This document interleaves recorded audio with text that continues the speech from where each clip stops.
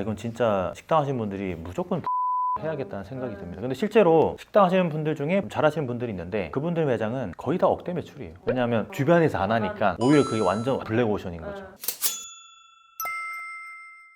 마케팅을 다들 잘못하고 있다고. 마케팅을 안타깝게 하고 있다고 생각합니다. 사실 동생도 그렇고 어머니도 그렇고 1인 샵을 하세요. 그래서 완전 이제 자영업자인데 이걸 보고 있으면은 되게 안타깝고 답답해요. 그런데 좀 개선을 해서 안 하지? 하면은 그 이유를 알겠어요. 왜냐면은 장사가 되거든요. 그러니까 먹고 살만은 하거든요. 그러니까 당연히 자영업자가 매출이 0원이고 계속 까먹는 비즈니스를 하고 있으면은 당연히 사업을 접겠죠. 근데 뭐 어떻게든 매출은 내고 있고 보라는 가니까 더 이상 이거를 개선하는데 마음은 있지만 실제로 실행까지 잘 안 이어지더라고요. 그래서 진짜 비단 제 가족도 도와줄 수 있는 제가 있음에도 불구하고 안 하는데 보통 자영업자들은 이제 도와줄 수 있는 인원도 일단 없잖아요. 그러니까 훨씬 더 막막하실 것 같다는 생각이 들어요. 작가님이 하신 말씀이 진짜 저도 좀 많이 공감은 하는데 그래서 이제 작가님이 좀 도와줄 수 있는 내용들로 말씀을 해주실 거잖아요. 작가님의 짧은 소개 해주시면 좋을 것 같아요. 안녕하세요. 저는 글쓰기로 억대 매출을 만드는 작가 배작가입니다. 제가 글에 진 빚이 사실 참 많은데요. 제가 썼던 글 하나로 제가 완전히 신생 브랜드에서 신제품으로 제품을 런칭을 했을 때 하루 만에 억대 매출이 나고 이제 2주 동안의 펀딩 기간 동안은 2억 4천원의 매출을 냈어요. 이게 비단 한 번의 성공이 아니라 화장품, 탈모 제품, 영어 전자책, 그다음 IoT, 디바이스, 데이터 강의까지 되게 좀 연관이 없어 보이는 그런 다양한 분야에서 억대 매출을 계속 반복적으로 경험을 했었고 이 경험들을 이제 엮은 책이 제가 이번에 출간한 무기가 되는 글쓰기라는 책이에요. 그래서 이 책을 통해서 현재는 제가 전업 작가로 살아가고 있고 요가 지도자로도 일을 하고 있고 1인 사업가로도 이제 컨설팅 같은 거 해주고 이렇게 지내고 있습니다. 진짜 뭐 스펙으로 얘기하면 혀를 내두를 정도로 많은 업적을 지금 짧은 기간에 좀 쌓으셨는데 장사나 사업하시는 분들하고 글쓰기가 마케팅하고 크게 연관성이 있을까라는 생각들을 하시거든요. 글쓰기와 마케팅이 연관성이 없다고요? 없다고는 얘기하진 않지만 무슨 연관성이 있어? 라고 생각하시는 분들이 좀 많지 않을까요? 일단 직관적으로 먼저 생각을 해보면 사람들이 내 가게를 찾을 때 검색을 한단 말이에요. 네이버에서 검색을 해요. 그래서 그럼 여러 가지 옵션들이 뜨면은 네이버 플레이스를 클릭해서 거기에 이제 소개글이 있잖아요.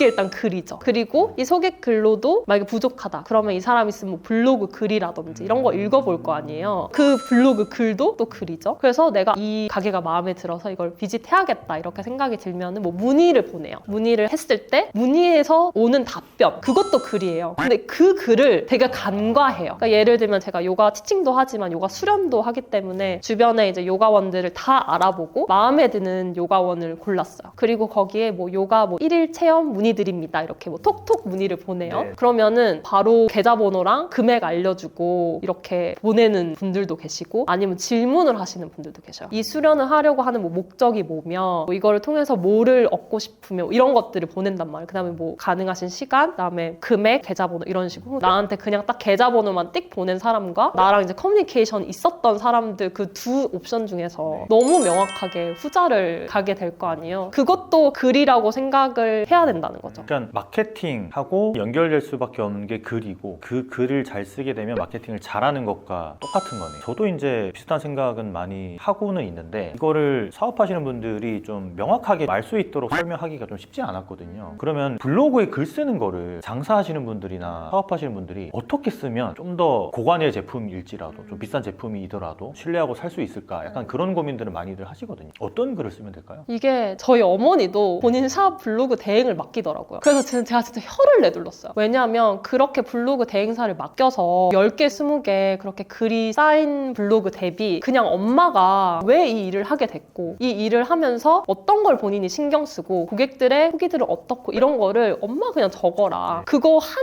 개, 2개 글만 있어도 내가 생각하기에 전자보다 훨씬 더 큰 임팩트다. 고객들이 바보가 아니다 요즘에. 우리들이 그 레스토랑 후기 같은 거 봐도 이게 블로그 체험단들이 쓴 후기인지 아닌지 딱 보면 알아요. 그러니까 예전에는 모를 수 있어요. 근데 이제 너무 잘 알기 때문에 일단 대행사가 쓴 글은 대행사가 썼기 때문에라도 일단 거르지만 무엇보다 더 중요한 거는 대행사가 쓰면은 내 제품을 몰라요. 블로그 대행사도 그렇고 상세 페이지 같은 것도 대행 되게 많이 맡기거든요. 근데 내 제품을 어떻게 대행사가 나보다 더 잘 알 거라고 생각할 수 있을까요? 저는 그게 잘 이해가 안 돼요. 방금 말씀하신 것 중에 하나가 진짜 최근의 사례인데 본인이 직접 블로그를 쓰게 되면 진짜 엄청난 효과가 있다고 말씀하셨잖아요. 근데 이제 장사하시는 분들 중에 배달하시는 분 있었거든요. 그분이 이제 연세가 한 60대 정도 되시는데 손님이 남긴 후기에다가 오타가 많이 나고 막 철자 맞춤법도 안 맞는데 막 죄송합니다인데 죄송합니다 뭐 삶아 드렸어야 되는데 이걸 사에다가 리을 받침해가지고 쭉 적었는데 그 매장이 대박이 났어요. 사람들이 그 진정성에 뉴스에도 나오고 해가지고 진짜 돈줄 내시는 분들이 많을 정도로, 그러니까 이거는 브랜드 블로그가 아니지만 진심을 담은 글을 쓰다 보니까 그것도 그런 바이럴이 된 거잖아요. 그런 의미에서 글을 못 쓰더라도 블로그에다가 내가 직접 글을 쓰는 걸 좀 추천하시는 거죠. 완전 추천하죠. 그게 브랜드 블로그를 만들어야 된다고 생각하니까 딱 거부감이 있고 부담감이 있는 것 같아요. 저라도 그럴 것 같아요. 네. 근데 제품에 대해서 나만큼 잘 아는 사람은 없거든요. 그럼 내가 이 제품을 왜 만들었고 여기서 뭘 신경 쓰고 이런 것들을 한 편이라도 적어서 블로그 하나 올리면은 그게 브랜드의 블로그예요. 그러고 나서 나중에 디자인을 입혀도 되고 나중에 그런 전문가의 힘을 빌려도 되지, 사실 되게 핵이 되는 글 자체를 전문가의 힘을 빌린다는 거는 순서가 잘못됐지 않았나 이런 생각이 들어요. 그러니까요. 이게 대행을 맡긴다는 게 작가님 말씀하신 것처럼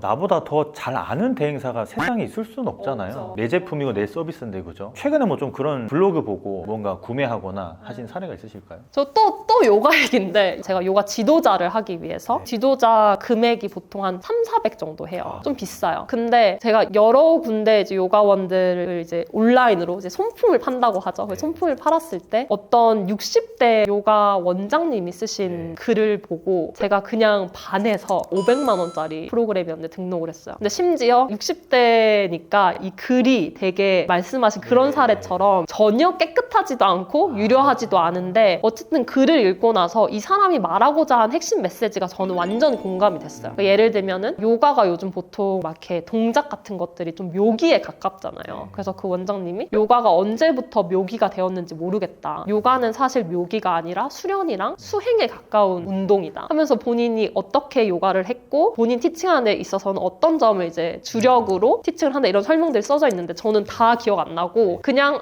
요가가 묘기가 아니라는 걸 아는 사람한테 나는 배우고 싶다. 이게 그냥 딱 결이 맞았다고 하는 거죠. 그래서 이런 결이 맞는 사람을 판매자 입장에서도 그 고객과 내가 결이 맞으면 진짜 베스트잖아요. 그러니까 내 고객이 내 제품을 사고 오고 혹은 서비스를 경험하고 이걸 불만족해서 나쁜 후기를 올리고 이것만큼 최악의 사이클이 없는데 사실 그 결을 잘 걸러주는 작업을 하는데도 글이 되게 중요한 역할을 하게 되는 거죠. 이게 진짜 좀 공감이 되는 게 사실 요즘에 영상 광고나 또 유튜브나 뭐 릴스 쇼츠 이런 게 좀 유행처럼 번지다 보니까 그런 것들을 좀 마케팅도 많이 해야 된다고는 하시는데 그거랑 글이랑 글에 더 저는 매력이 더 많이 있다고 생각하는 입장이긴 하거든요. 왜냐하면 영상은 사실 보고 그냥 흘려 지나가는데 글은 한번 읽으면 이 사람에 대해서 딱 각인이 되는 효과가 있는 것 같아요. 작가님도 인스타그램도 하시고 릴스도 하시는데 또 일기도 쓰신다고 하셨잖아요. 그 일기는 왜 쓰시는 거예요? 일기는 몸풀기 같은 거예요. 왜냐하면 저는 일단 글을 항상 적어야 되는 입장이니까 제가 어쨌든 일적으로 적을 때는 메시지가 분명해야 되고 타겟 독자가 있어야 되는 상황이잖아요. 그런 틀 없이 헬스장에서 20분 유산소 운동 하듯이 그런 틀 없이 제가 매일 아침에 일어나자마자 일기장에 직접 손으로 한 페이지를 적어요. 그게 저의 아침 약간 리추얼처럼. 그러면 이제 약간 손도 풀리고 머리도 풀리고 그래요. 그렇게 하고 이제 내가 실제로 뭐 일 때문에 적어야 되는 글을 이제 컴퓨터에서 쓰죠. 근데 이거를 하고 글을 쓰냐 이걸 하지 않고 쓰냐의 차이가 저는 너무 느껴져서 이거를 놓칠 수가 없어요. 그렇구나. 저도 이제 가끔 글을 써야 되는 이제 직업이다 보니까 글을 쓰긴 하는데 저도 이제 새벽에 글을 쓰긴 하거든요. 준비 동작 없이 항상 저는 글을 썼어요. 일어나자마자 양치질만 하고 글을 쓰다 보니까 약간 작가님이 말씀하신 것처럼 준비 동작 없이 쓸 때는 뭔가 좀 약간 막히는 듯한 느낌이 좀 있더라고요. 그럼 약간 준비 동작을 하고 쓰게 되면 소홀해진다 그런 뜻인 거죠. 그러면 장사나 사업하시는 분들 중에 글쓰기가 두려운 사람들이 저는 거의 80% 이상이라고 보거든요. 그분들이 입문할 수 있는 어떤 방법이 있다면 어떤 게 있을까요? 좀 쉽게 입문할 수 있는 방법. 일단 저 일기 쓰는 거 진짜 추천드려요. 매일 일기 쓰는 손으로 거. 써야 되나요? 손으로 써야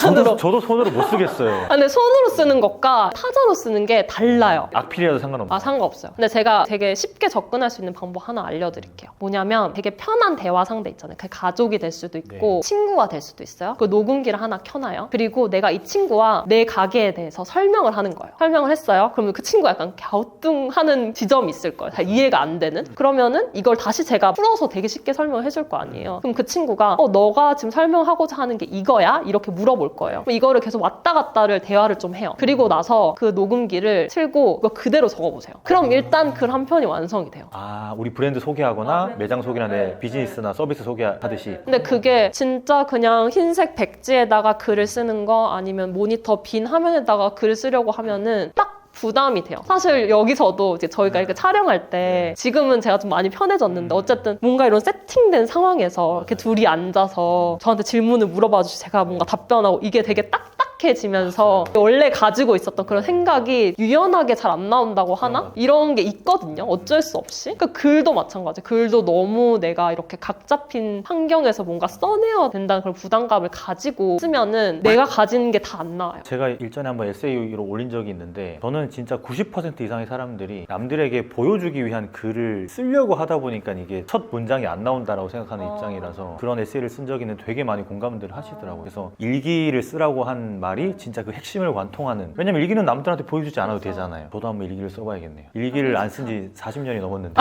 그래요?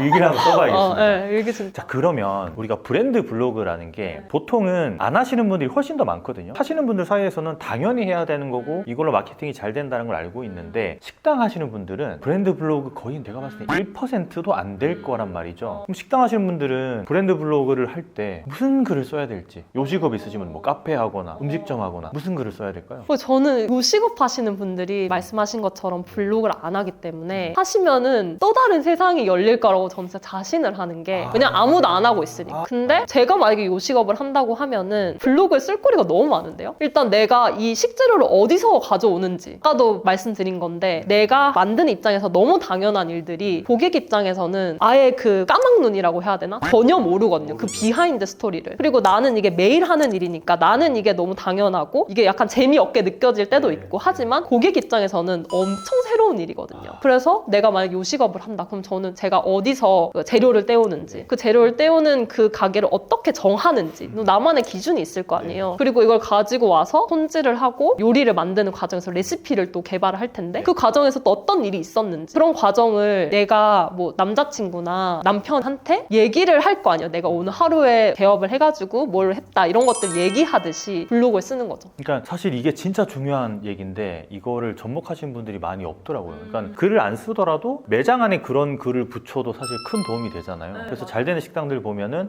이 고추는 제가 청량에서 직접 가지고 온 건데 청량에서 고추밭 사장님하고 그분하고 같이 사진 찍고, 거기도 막 양돈 하시는 분한테 가가지고 같이 막 사진 찍고 하시는 거 보면 되게 신뢰도 가는데 그거를 블로그에다가 탁 글로 이렇게 표현하면 훨씬 더 많은 사람들이 신뢰를 가지겠네요. 신뢰도 그렇고 효율적이죠. 왜냐하면 내가 오시는 고객마다 이 얘기를 다 설명을 한다고 생각해보세요. 말하기로 하면 내가 100번, 1000번 얘기를 해야 되는데 듣기 싫어하시는 분들 네, 맞아요. 그런 선택도 가능하고, 근데 글은 내가 한 번 적어놓으면은 어쨌든 숫자에 제약이 없잖아요. 이 글을 볼 수 있는 사람의 숫자에 제약이 없으니까. 이건 진짜 식당 하시는 분들이 무조건 블로그 해야겠다는 생각이 듭니다. 근데 실제로 식당 하시는 분들 중에 잘하시는 분들이 있는데 그분들 매장은 거의 다 억대 매출이에요. 왜냐하면 주변에서 안 하니까 오히려 그게 완전 블랙오션인 거죠. 그러면 이제 마지막으로 이런 내용도 좀 한번 얘기해보면 좋을 것 같은데, 재미없는 글을 쓰시는 분도 있잖아요. 이 문장 자체가 너무 재미가 없어. 제목이나 이런 것도 보면 읽고 싶지 않은 글을 쓰시는 분도 굉장히 많거든요. 인스타그램에 영상을 올려도 그렇고 어떤 글을 쓸 때 제목을 쓸 때도 그렇고 첫 문장을 쓸 때 무언가 좀 탁 꽂히는 그런 문장을 좀 잘 쓰는 방법이 있을까요? 그게 쓰는 게 아니에요. 내가 쓰는 게 아니라 나중에 뽑아지는 거예요. 새로운데요? 이 가능성을 생각하고 계셔야 돼요. 그래서 저는 책에서도 이렇게 뭔가 생각의 프레임을 전환시켜줄 수 있는 그런 내용들을 많이 넣으려고 했는데, 내가 기존에 생각하고 있는 프레임에 갇혀 있을 때 내가 가진 포텐셜을 다 못 발휘한다고 생각하거든요. 그래서 예를 들면은 사람들의 호기심을 불러일으킬 만한 카피 이런 거를 써야 된다고 하면은 저도 쓰기 어려운 것 같아요. 명성을 깔아놓고 너 한 번 써봐. 그러니까 개그맨한테 너 한 번 지금 웃겨봐.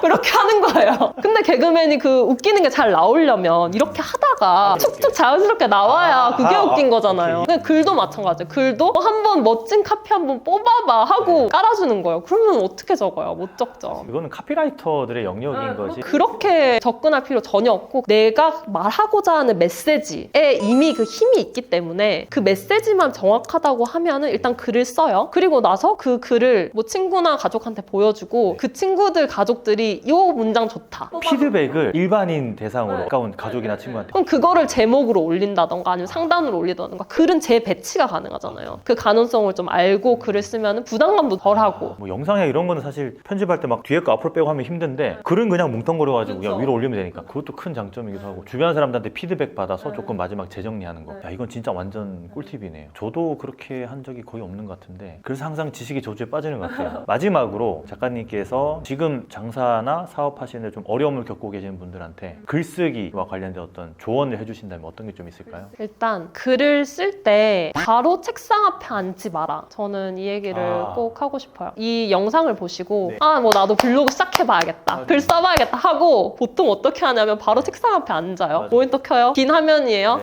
하다가 맞아요.